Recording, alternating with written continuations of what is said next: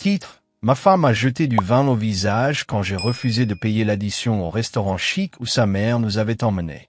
Payer l'addition ou c'est fini, a-t-elle lancé, tandis que sa mère riait. Mais la suite. Nous sommes restés sans voix. Chapitre 1. Un toast à l'humiliation. J'aurais dû voir les signes. Mais quand on a passé des années à se convaincre que les choses allaient s'améliorer, on devient incroyablement aveugle à la cruauté, surtout quand elle est enveloppée de soie et parfumée. Ma femme Vanessa avait toujours été déterminée. Belle, certes, et charmante, assurément. Mais avec le temps, sa langue acérée se transforma en lame, qu'elle maniait avec une grâce consommée. Et sa mère, Gloria, était pire encore. Une femme qui se prétendait distinguée et qui jugeait tout le monde à l'aune de son portefeuille et de ses choix en matière de vin. C'est Gloria qui a eu l'idée d'organiser un dîner en famille au château de luxe. Un endroit où l'on vous sert un verre d'eau garni et un serveur en gants blancs. La réservation à elle seule a probablement nécessité du chantage ou un sacrifice humain. Vanessa était restée inhabituellement silencieuse pendant le trajet, les yeux rivés sur son téléphone, tandis que je conduisais en silence. J'avais été licencié de mon cabinet d'architecte 2 semaines auparavant, un fait qu'elle semblait considérer comme un simple désagrément plutôt que comme une crise. J'essayais de garder mon calme, de rester respectueux, d'être un bon mari, mais j'ignorais totalement ce qu'il m'avait préparé pour cette soirée. Nous sommes arrivés au restaurant, accueillis par des lustres dorés, des violons et une ambiance feutrée qui donnait même au rire une note précieuse. Gloria était déjà assise, arborant un sourire suffisant et sirotant ce qui devait être une bouteille de vin à $400. « Tu es en retard », a-t-elle dit sans même me regarder. « Vanessa, ma chérie, tu dois lui apprendre la ponctualité. Ça te donne une mauvaise image, tu sais. » Je n'ai pas répondu. J'ai simplement tiré la chaise de Vanessa et me suis assise en silence. Le dîner était calculé. Ils n'ont rien demandé sur ma recherche d'emploi, ni même mentionné le CV que j'avais passé des heures à peaufiner. Au lieu de cela, Gloria parlait de sa nouvelle villa de vacances en Toscane, Vanessa s'extasiait sur une opportunité d'affaires qui nécessitait davantage de fonds, et le serveur continuait de verser du vin comme s'il était payé à la commission. Puis vint le moment que je sus avoir été répété. Le serveur déposa le porte-addition relié cuir sur la table. Gloria se laissa aller en arrière, tamponnant nonchalamment ses lèvres avec une serviette en lin. Vanessa la prit et me la tendit avec un sourire qui n'atteignait pas ses yeux. « À toi ?» dit-elle d'une voix douce. Je l'ai ouvert. J'ai eu un haut le cœur. $986,44. J'ai regardé Vanessa, puis Gloria. « Tu plaisantes ?» railla Gloria. « C'est trop demandé au maître de maison ?» Vanessa croisa les bras. « Paye l'addition, ou c'est tout. » J'ai cligné des yeux. « Vanessa, je te l'ai dit, je n'ai pas cet argent en ce moment. Tu sais ce que je traverse. Tu m'as amené ici en sachant que je n'en avais pas les moyens. Et puis, c'est arrivé. » Sans prévenir, Vanessa a saisi son verre de vin à moitié plein et me l'a jeté au visage. La salle entière se figea. Même la violoniste s'arrêta en plein milieu d'une note. Elle resta debout. « Savoure ta honte, alors ?» cracha-t-elle. « Parce que c'est fini. » Gloria gloussa comme si c'était une véritable farce. Les serveurs restaient à distance, mal à l'aise, ne sachant s'ils devaient intervenir ou s'enfuir. Mais je ne bronchais pas. J'essuyai lentement le vin de mon visage avec une serviette et observai la salle, les yeux écarquillés et les chuchotements étouffés. Et puis j'ai souri, parce qu'ils n'en savaient rien. Je savais ce qu'ils tramaient depuis le début, et j'étais préparé. Chapitre 2. Le calme avant la tempête. Le silence stupéfait qui régnait dans ce restaurant était délicieux. Vanessa s'attendait à de la rage. Gloria s'attendait à l'humiliation. Mais au lieu de cela, elle se retrouva face à quelque chose qu'elle n'avait pas anticipé dans tous ses complots. Mon sang-froid. J'ai glissé la main dans la poche de ma veste et j'ai posé tranquillement une carte noire sur le plateau. Ce n'était pas la mienne. C'était une carte de frais professionnels, celle de la nouvelle entreprise que j'avais discrètement rejointe 2 jours auparavant en tant que consultant. L'offre était arrivée avant ce dîner. Un salaire à 6 chiffres. Avantages sociaux complets. Et comble de l'ironie, l'une de mes premières missions, concevoir l'intérieur d'un restaurant boutique de luxe. Celui-ci précisément. Je n'en avais pas parlé à Vanessa. Non pas parce que je me cachais, mais parce que je voulais voir jusqu'où elle et sa mère iraient. Le serveur prit la carte sans un mot, me jetant un regard qui ressemblait presque à du respect. Vanessa était toujours debout, serrant son verre de vin comme une arme. « Tu trouves ça drôle ?» lança-t-elle sèchement. « Non », répondis-je en essuyant la dernière goutte de vin sur mon menton avec la serviette. « Je trouve ça tragique. J'ai passé des années à construire notre vie, et quand je suis tombé, tu as essayé de m'écraser. » Gloria rit froidement. « Oh, voyons, ne fais pas tout un drame. Tu as de la chance qu'on t'ait même trouvé une place à cette table. » Je me suis tourné vers elle, imperturbable. « Gloria, tu ferais mieux de te taire à partir de maintenant. Vous allez être très mal à l'aise. » Ses yeux se plissèrent. « Pardon ?» À ce moment précis, le serveur revint avec l'addition. « Et un petit mot. Monsieur Bennett, dit-il doucement. Le chef rivera est honoré de votre présence. Il a laissé ça pour toi au fond. Il a dit que tu comprendrais. Il m'a tendu une enveloppe scellée. » Vanessa semblait perplexe. Je l'ouvris lentement et souris. À l'intérieur se trouvait une photo, une capture d'écran des images de la caméra de sécurité privée du restaurant. Sur la photo, Vanessa était penchée au-dessus du bar, en train d'embrasser quelqu'un. Pas moi. Pas récemment. La barmaid. Il y avait des caméras partout, et comme je m'occupais maintenant de la conception et de la gestion de la confidentialité, j'avais accès aux enregistrements. Tu te souviens de cette nuit où tu as dit que tu travaillais tard et que tu étais rentré après 1 heure du matin? Ai-je demandé en faisant glisser nonchalamment la photo vers elle. Vanessa devint livide. Gloria nous regarda tour à tour, perplexe. « Qu'est-ce que c'est ?» demanda-t-elle.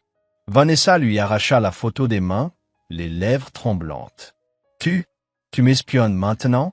J'ai souri. « Non, j'ai juste cessé d'ignorer ce qui a toujours été là. » Gloria a claqué son verre sur la table. « Comment oses-tu l'humilier ainsi ?»« Oh, je ne l'humilie pas. Ce n'est que l'apéritif. » Vanessa essaya de parler, mais les mots restèrent coincés dans sa gorge. Elle n'avait aucune idée de ce qui allait suivre. Mais moi, si. Et ça allait faire passer la scène du vin au visage pour un simple échauffement. Chapitre 3. L'email piégé et la révélation de la maison. Vanessa, figée, serrait contre elle la photo provenant des caméras de surveillance du restaurant, les doigts manucurés tremblant légèrement. Son air suffisant s'était évaporé comme du sucre dans l'eau bouillante.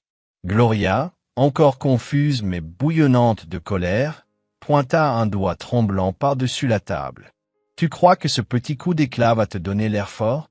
Tu es pathétique. Tu l'as toujours été. » Je lui ai adressé un sourire poli. « C'est drôle que tu parles de force, Gloria. Parce que Vanessa et moi avons passé quelques accords avant de nous marier. Tu te souviens du contrat prénuptial, n'est-ce pas? » Vanessa releva brusquement la tête. « Ce n'est pas valable. Tu avais un emploi quand on a signé, je l'ai licencié. Et une entreprise. Tu te souviens? Ce salon de coiffure que j'avais ouvert avec une amie de la fac, celui dont tu disais à tout le monde que ce n'était qu'une passade, elle n'a rien dit. Eh bien, figure-toi que cette petite passade est devenue très lucrative. Tellement lucrative, en fait, que l'entreprise a été placée dans une fiducie, juridiquement intouchable pour toi comme pour quiconque. Le contrat prénuptial le confirmait. J'ai sorti mon téléphone et j'ai tapoté l'écran d'un geste tranquille. Et justement, en parlant de geste, d'un simple glissement de doigt, j'ai transféré un courriel que je rédigeais depuis des semaines. Un clic a suffi pour l'envoyer au service des ressources humaines de Vanessa, à son ordre professionnel et au service d'éthique interne de son entreprise. Gloria serra les dents. « Qu'est-ce que tu viens de faire ?»« Je leur ai envoyé des preuves, » dis-je en fixant Vanessa du regard. « Tu sais, des captures d'écran de ces messages romantiques à ce barman, sur le téléphone professionnel de l'entreprise, pendant les heures de travail, dans l'enceinte de l'hôpital. » Vanessa a poussé un cri d'horreur. « Tu ne ferais pas ça. » J'ai croisé son regard, droit et déterminé. Je l'avais déjà fait. C'est leur décision maintenant. Je me suis levé et j'ai laissé tomber la serviette sur la table. Et une dernière chose, à propos de la maison. Vanessa cligna des yeux. Et alors? Ça ne vous appartient plus. Elle se leva, furieuse. C'est impossible. Nous l'avons acheté ensemble. Non, ai-je corrigé. Je l'ai acheté. Avec l'argent de ma fiducie. L'acte de propriété a toujours été à mon nom. Mais je ne voulais pas vous embarrasser à l'époque, alors je n'en ai jamais parlé. Le visage de Gloria se crispa. Menteuse. Je sortis calmement une copie imprimée de l'acte de propriété de mon dossier et la fis glisser sur la table. Vérifiez le nom du propriétaire. Et tant que vous y êtes, vous devriez peut-être commencer à chercher un nouveau logement. L'avis d'expulsion arrivera lundi matin. Les jambes de Vanessa la lâchèrent et elle s'affaissa sur sa chaise. Gloria, pour une fois, garda le silence. Je quittai lentement le restaurant, laissant derrière moi non seulement une table, non seulement une femme, mais aussi un mensonge soigneusement élaboré qu'il croyait immuable. Il m'avait traité de faible, de bon à rien, d'homme sans colonne vertébrale. Mais j'avais une chose qu'il n'avait pas vu venir, la patience. Chapitre 4. Humiliation publique, victoire privée. 2 jours après le désastre du restaurant, le monde de Vanessa a commencé à s'écrouler. Non pas par le feu, mais par un silence glacial. Tout a commencé à son bureau. Le service des ressources humaines de son hôpital avait bien reçu mon courriel. Ils n'ont pas répondu directement. Mais Vanessa ne s'est pas présentée au travail ce lundi-là. J'ai appris par une amie commune qu'elle avait été suspendue sur le champ, le temps d'une enquête pour comportement inapproprié et utilisation abusive des biens de l'hôpital. Mais le pire était encore à venir. Je n'ai rien divulgué en ligne. D'autres l'ont fait. Vanessa avait été assez naïve pour envoyer quelques selfies osés à son amant depuis les vestiaires de l'hôpital. Ces photos ont commencé à circuler, partagées anonymement dans un groupe Facebook privé de professionnels locaux. Puis une discussion sur Reddit. Puis sur Twitter. Ce n'était pas qu'un simple scandale. C'est devenu un cercle vicieux social. Ses amis, la plupart l'ont abandonné. Ses filles avec qui elle rigolait toujours le week-end, elles ont cessé de la suivre sur les réseaux sociaux. Certains ont même laissé des commentaires subtils sous ses publications, du genre « Waouh, tu as vraiment laissé passer une belle opportunité. » Mais le coup de grâce, sa marraine, une matriarche à l'ancienne qui l'a pratiquement élevée, a rompu tout contact avec elle. La même femme qui avait dit un jour « Tu as trouvé une perle rare en cet homme. Ne laisse jamais ton orgueil gâcher tout. » Elle avait raison, apparemment. Quant à moi, je suis retourné vivre dans la maison. Seul, paisible, propre. J'avais déjà changé les serrures, repeint les murs, jeté tout ce qui me la rappelait, surtout le vase en porcelaine blanche qui, disait-elle, symbolisait notre amour. Il symbolisait désormais un ego brisé, gisant en morceaux au fond d'une benne à ordures. J'ai multiplié les heures supplémentaires au salon de coiffure, repris le sport et j'ai finalement signé les papiers pour ouvrir un 2e local. Je travaillais, je m'épanouissais et je guérissais. Et juste au moment où je pensais que le silence serait éternel, elle l'a rompu. Le message de Vanessa, exactement 14 jours plus tard. J'ai fait une énorme erreur. S'il vous plaît, pouvons-nous parler? Je ne veux pas me disputer. Je veux juste comprendre comment on en est arrivé là. Je suis suivi par un thérapeute. J'ai perdu mon emploi. Tout le monde m'a tourné le dos. Tu étais le seul à vraiment m'aimer. S'il te plaît, ne me rejette pas. Je n'ai pas répondu. J'ai plutôt rédigé un court message que j'ai envoyé à sa mère, Gloria. Tu m'as dit un jour de payer la facture où le mariage se terminerait. Eh bien, je l'ai payé. Avec ma paix, mon silence et ma dignité. C'est réglé. Définitivement. Chapitre 5.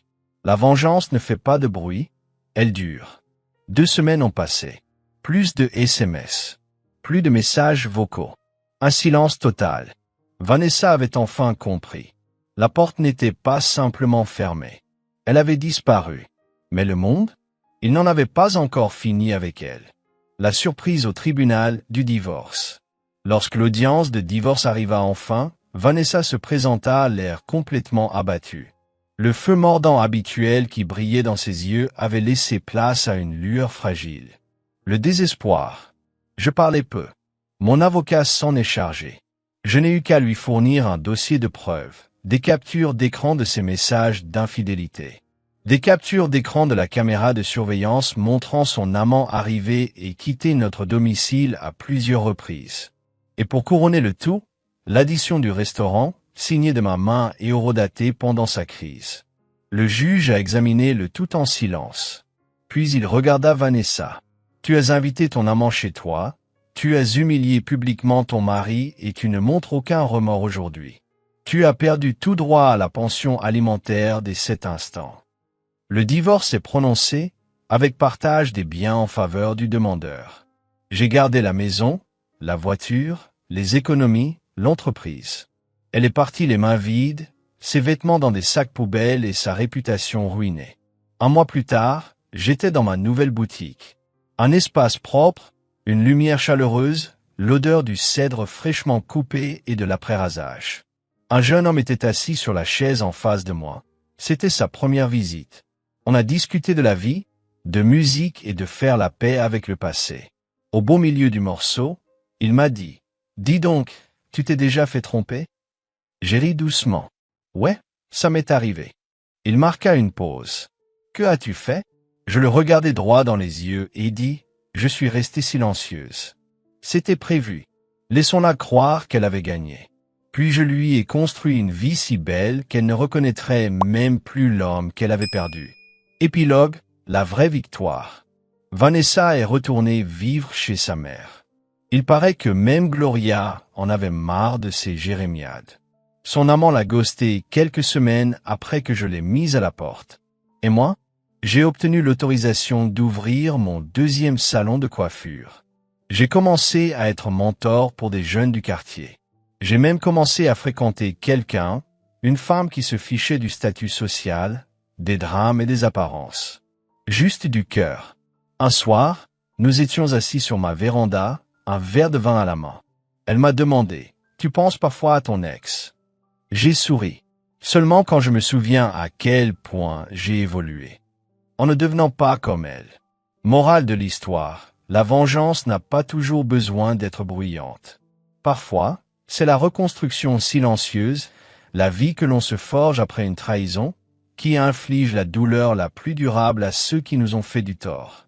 Car rien ne hante plus un narcissique que d'être oublié par la personne qu'il croyait avoir brisée.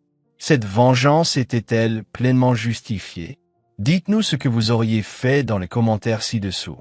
Aimez cette histoire, partagez-la avec quelqu'un qui a besoin de cette énergie positive et abonnez-vous à Les Liens du passé pour découvrir d'autres récits stupéfiants de trahison et de justice.